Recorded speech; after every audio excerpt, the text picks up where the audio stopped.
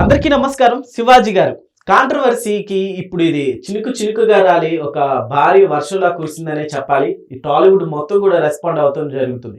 అయితే ఇప్పుడు శివాజీ గారిని కావాలని టార్గెట్ చేస్తున్నారు అన్నట్లు కూడా తెలుస్తోంది. సో దీని మీద శివాజీ గారు కూడా స్పందించడం జరిగింది. సో ఇదే అంశం మీద ఒకసారి క్లుప్తంగా విశ్లేషణ తీసుకునే ప్రయత్నం చేద్దాం. ప్రస్తుతం స్టూడియోలో జర్నలిస్ట్ జగదేవ్ గారు ఉన్నారు. వెల్కమ్ చెప్దాం.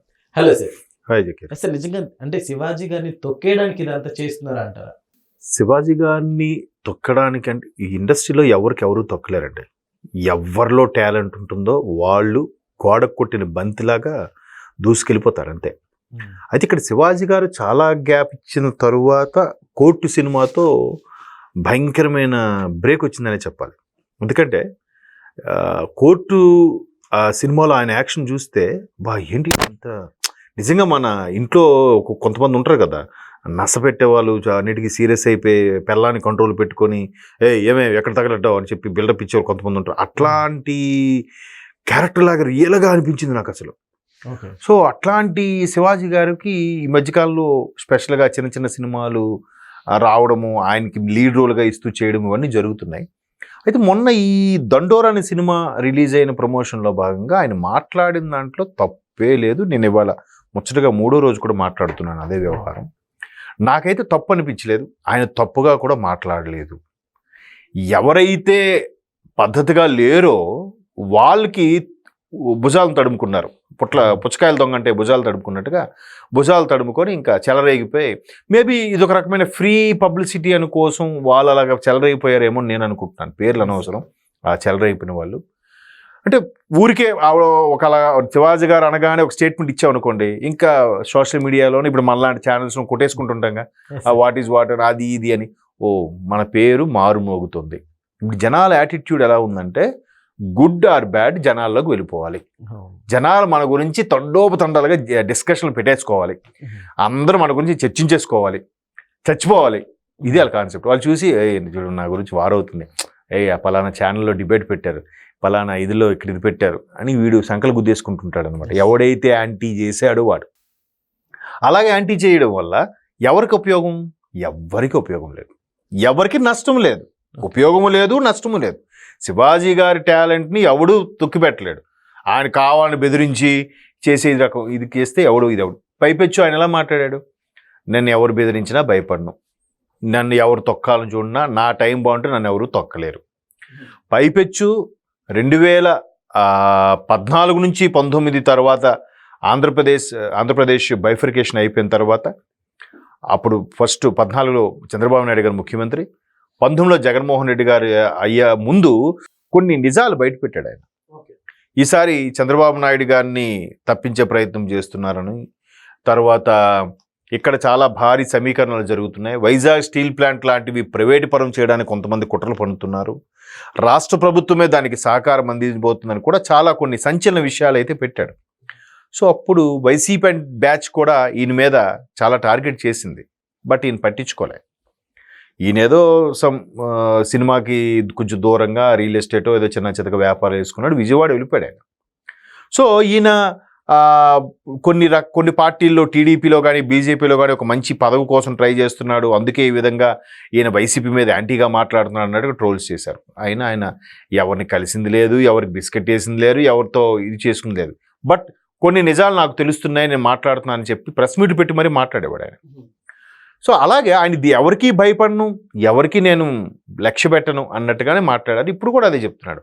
అమ్మ నేను పద్ధతిగా ఉండమని చెప్పాను తప్ప పలానోళ్ళు పద్ధతిగా లేరనో పలానోళ్ళు ఇలాగ పిచ్చి పిచ్చి డ్రెస్సులు వేసుకుంటున్నారని నేను చెప్పలేదు. ఎప్పుడైనా సరే ఎవరు మాట్లాడినా పద్ధతిగా జాగ్రత్తగా ఉండండి అమ్మ, సొసైటీలో చాలా ఇబ్బందికర పరిస్థితులు ఉన్నాయి అని చెప్పారే తప్ప దాన్ని అంటే డ్రెస్సులు వేసుకుంటేనే మీకు ఇబ్బందా, ఇలాంటి డ్రెస్సుల వల్ల జరుగుతున్నాయా అంటే దానికి మరొక్కసారి విశ్లేషించుకునే భాగంగా ప్రోవోక్ చేసిందంటే అంటే రెచ్చగొట్టితే రెచ్చిపోతారా? అమ్మాయిలకు దుస్తులు వేసుకునే హక్కు లేదా? ఎవరు లేదని చెప్పారు. ఇప్పుడు అందరూ అలాంటి డ్రెస్సులు వేసుకుంటే ఇప్పుడు సంప్రదాయంగా ఉన్నప్పుడు ఎవరేం పట్టించుకోరు. అలాంటి పిచ్చి పిచ్చి డ్రెస్సులు వేస్తే ఆబ్వియస్లీ కామెంట్ చేయడము, తేడాగా చూడడము, ఇక్కడ మళ్ళీ నేను అదే చెప్తున్నా, తేడాగా చూడడము ఏదో జరుగుతుంది. అలాంటి అవకాశం ఎదుటివాడికి ఎందుకు ఇవ్వాలి అని కదా ఆయన చెప్పింది. సో దానికి మాకు స్వేచ్ఛ లేదా ఎవరు లేదన్నారు. సార్ అయితే ఇప్పుడు శివాజీ గారు అంటే సాక్ష్యాలతో సహా బయట పెడతాం అన్నట్లు కూడా వ్యాఖ్యానించారు కదా, సో అంత అంత గట్టిగా అంటే ఎవరున్నారు అనుకోవచ్చు? అంటే నేను మీకు ఇంతకుముందే చెప్పాను కదా, ఇప్పుడు ఆయన కొన్ని రిసోర్సెస్ ఉన్నాయి ఆయనకి. ఇంతకుముందు ప్రభుత్వం కూడా ఎటువంటి చర్యలు తీసుకోబోతుంది, జగన్మోహన్ రెడ్డి గారు ఎటువంటి స్కెచ్ చేసి ఈసారి 2019లో గవర్నమెంట్ ఫామ్ చేయాలని చూస్తున్నాడని ఆయన ముందే చెప్పాడు ఆయన. మరి మేబీ ఆయనకి రిసోర్సెస్ ఎక్కడ దొరుకుతాయో, ఆయనకి గూఢాచార వ్యవస్థ ఏమైనా ఉందా, లేదా ఠాగూర్ సినిమాలో చిరంజీవి గారి లాగా నెట్వర్క్ వ్యవస్థ ఏముందో తెలియదు. కానీ కొన్ని ఆయన ఊరికే పిచ్చాపాటిగా మాట్లాడే మాటలు కావు అవి. ఆయనకి శివాజీ గారు ఇప్పుడు అంటే మూవీస్ లో ఎంత ఇంట్రెస్ట్ చూపిస్తారో పొలిటికల్ గా స్టేట్మెంట్స్ కూడా ఒక్కొక్కసారి అలా ఇస్తుంటారు. అదే చెప్తున్నా. అలాగా అంటే ఆయనకి ఏదో రిసోర్స్ ఉంది, ఉండబట్టే ఆయన కామెంట్స్ చేశాడు. నన్ను కావాలని టార్గెట్ చేశారు, కుట్ర పన్నుతున్నారు. ఎవరెవరు జూమ్ కాల్స్లోనూ ఎవరెవరు వాట్సాప్ కాల్స్లోనూ మాట్లాడి నన్ను ఇరికించాలని చూస్తారు, అవన్నీ నాకు మెల్లమెల్లగా తెలుస్తున్నాయి. వాటికి సమయం వచ్చినప్పుడు సాక్ష్యాధారాలతో ప్రూవ్ చేస్తాను అన్నట్టుగా ఆయన చెప్తున్నాడు. అంటే ఏదో రిసోర్స్ అయితే ఉంది, లేకుండా మాట్లాడగా. పోనీ కాసేపు ఇవన్నీ పక్కన పెట్టి దండోరా సినిమా పబ్లిసిటీ స్టంట్ అని అనుకుందాం. పబ్లిసిటీ స్టంట్ అయితే ఏముంది, పబ్లిసిటీ ఇది ఒక రకమైన పబ్లిసిటీ స్టంట్ ఏమవనివ్వండి, సినిమాకి ప్లస్సేగా. అలా అనుకోవడం వల్ల ఓకే శివాజీ గారు నటించిన సినిమాకి యాడ్ అవుతుందంటే రేపు పొద్దున మరొక 10 అవకాశాలు వస్తాయిగా. అమ్మో శివాజీ ఉన్నాడంటే సినిమా హిట్ అవుతుంది, బాగా ఆడుతుంది, జనాలు ఇష్టపడుతున్నారు, జనాలు శివాజీ మాటని ఇష్టపడుతున్నారనే కదా అర్థమవుతుంది. ఇప్పుడు మోస్ట్ ఆఫ్ ది మీరు సోషల్ మీడియా వేదిక మీద ట్రోల్స్ అన్నీ చూస్తే శివాజీ గారికి ఫేవర్గా మాట్లాడే వాళ్ళు ఎక్కువ మంది ఉన్నారు. యాంటీగా ఆయన మీద ఎవరైతే కాంట్రవర్సీ లేవనెత్తి మాట్లాడారో వాళ్ళ మీద అంత ఎవరు సపోర్టివ్గా మాట్లాడట్లేదే. తిరిగి సోషల్ మీడియాలో ఎలా ట్రోల్స్ చేస్తున్నారు. శివాజీ ఒక సినిమాలో బ్రహ్మానందం గారు ఎవరో అనుకుంటా, ఎవరైనా అసభ్యంగా వస్త్రధారణ చేసుకుంటే వెళ్ళి కప్పేయడం, వాళ్ళకి దుప్పటి కప్పేయడం, వాళ్ళకి ఆకులు కప్పేయడం అవి చేస్తూ ఉంటాడు ఒక సినిమాలో బ్రహ్మానందం గారు. ఏదో సినిమా పేరు గుర్తులేదు కానీ, అంటే ఆల్మోస్ట్ ఆల్ 90s స్టార్టింగ్లో 80sలో వచ్చిన సినిమా అది. సో అలాగా బ్రహ్మానందం గారి క్యారెక్టర్కి శివాజీ గారు ఫేస్ పెట్టి అమ్మాయిలు ఎవరైనా పిచ్చి పిచ్చిగా డ్రెస్లు వేస్తే వాళ్ళకి ఇలా కప్పడం గట్రా చేసినట్టుగా ట్రోల్స్ చేస్తున్నారు. సో ఆ పరంగా చూస్తే చాలామంది శివాజీ గారు ఏదైతే చేసిన ఇది ఉన్నాయో దాన్ని ఏకీభవించారు, తప్పు పట్టలేదు, తప్పుడుగా అనుకోలేదు. పైపెచ్చి ఈయన ఏదైతే వెళ్ళారో మహిళా కమిషన్కి, వాళ్ళ మేడం నేను మాట్లాడేంత తప్పేముంది చెప్పండి, ఇది పరిస్థితి, నేను మాట్లాడాను, నేను తప్పుగా మాట్లాడలేదు, మీరు తప్పుగా అనుకుంటే నేనేం చేయలేను, కానీ మీరు ఏదో ఇది మీద యాక్షన్ ఇది అంటున్నారు కాబట్టి మీరు ఎప్పుడు పిలిచినా మళ్ళీ రావడానికి సిద్ధమే.